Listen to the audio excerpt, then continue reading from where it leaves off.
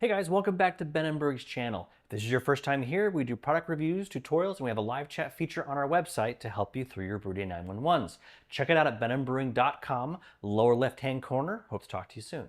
Today's video, I want to cover a topic that seems to have become more and more important to me over the past couple of years, and that has to do with the cost of brewing ingredients, specifically the cost of yeast. Over the past several years, I'm sure you've noticed an increase in the cost of yeast from what used to be $4 for a pack of dried yeast, now approaching $8 or $9 depending on where you buy it.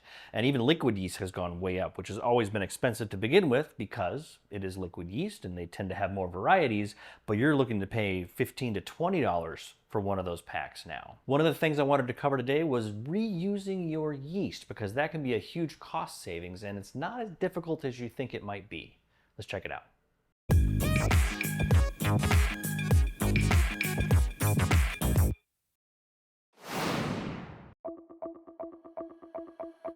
Before we get started, quick disclaimer. When you're repitching yeast, you have to make sure that the cold side of your fermentation technique is rock solid. There is no room for error when it comes to sanitation. Every time you're repitching a batch of yeast, you do run the risk of introducing contaminants into your next beer. However, don't stress about it. If your cold side is good and you're making sure to follow some good rules of sanitation, your beer will be fine. Those yeast are going to try to keep out anything that would normally want to grow in your wort. So make sure you've got good cold side processes.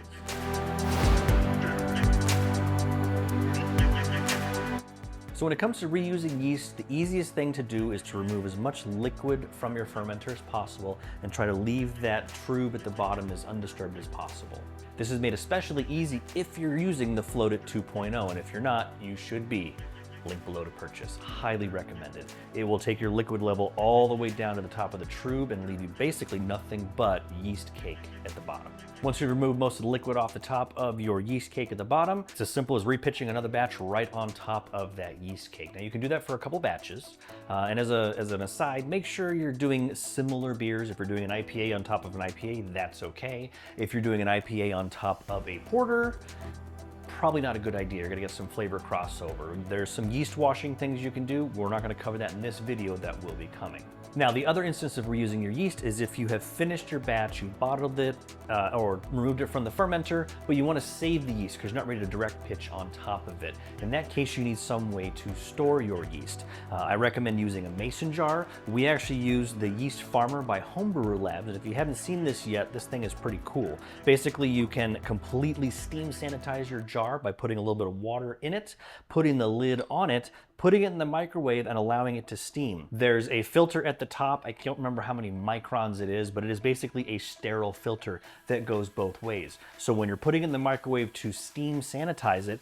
all that steam actually comes out, not only cleans the inside of the jar, but then sanitizes the inside of the filter. When you're done, you take the jar out, just let it cool, and it will suck sterile air back into your jar. Basically then, once it's cooled down, you've removed most of the liquid from your fermenter, you transfer the yeast into the mason jar and screw the lid on top. You can store this in your fridge for a couple of weeks until you're ready to use it. The other benefit with using it is as your yeast is breathing, meaning it may produce some more CO2 or it may suck back some air if the temperature changes, this filter goes both ways, but it only allows sterile air in, protecting your yeast from overpressurization or getting infected. Finally, when you're getting ready to reuse the yeast and repitch it, you may notice that because you put it in the fridge and settled it out, it will settle to the bottom of the jar and you may have some clear liquid on top.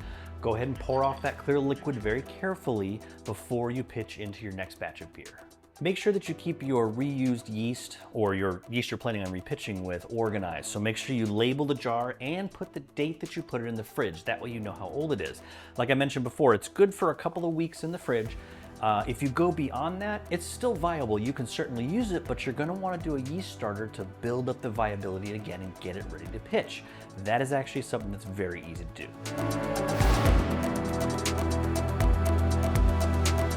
So the starter example we're doing today is for a 1.5 gallon batch of beer. So if you're planning on doing larger than that, make sure that you scale it up appropriately. The reason we're doing for 1.5 gallon batches is because we've been doing a lot of smaller batch brewing over the past couple of months, and this jives nicely with us reusing yeast for those batches. The night before you pull your yeast out of the fridge, go ahead and prep your starter wort. We're going to be prepping this not on the stove in a boil kettle, we're actually doing it in the microwave, which the Yeast Farmer allows us to do that. You can prep a starter wort in about 4 minutes in the microwave and let it cool down overnight and use it the next day. Let's talk about how that's done. You're going to take 500 milliliters of water into the mason jar, and that should be about halfway, maybe a little bit more. You really don't want to go more than that because if it boils up, you will clog your sterile filter at the top. To your water, you're going to add 50 grams of dried malt extract and then just a pinch of yeast nutrient. Go ahead and give it a little swirl to help it dissolve, and you're going to put it in your microwave. Before you try to make this in your microwave with wort, I do recommend you try it with water first. Every microwave is a little bit different depending on power and shape, and so you really want to figure out how best to simmer your wort for about 4 minutes and not overboil and have it clog your filter. So what I like to do, what I've figured out works for me, is I do 2 minutes at 100% in the microwave, and then 2 minutes at 30% power, and then 1 minute at 10% power. That brings it to kind of a nice, even simmer without overboiling it. That effectively will sanitize and sterilize everything that's in that jar.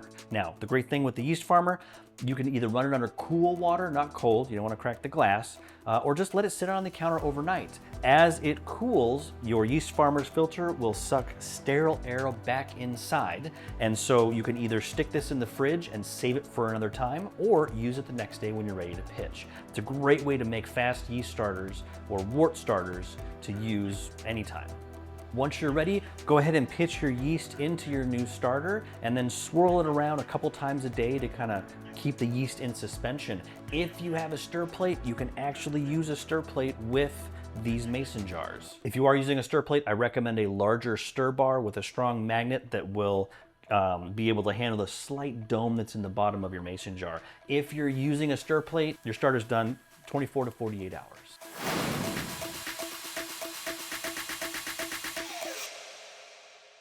So I kind of talked about it a little bit before earlier, where you really shouldn't use specific types of repitched yeast. And I gave the example of completely different beer styles. You go to IPA to porter, or porter to IPA, or if you're doing a sour beer into something else, you really don't want to mix those flavors. If you're going dark beer to dark beer, IPA to IPA, lager to lager, that definitely is better without getting into the yeast washing. So it's possible, but we're not covering that in this video.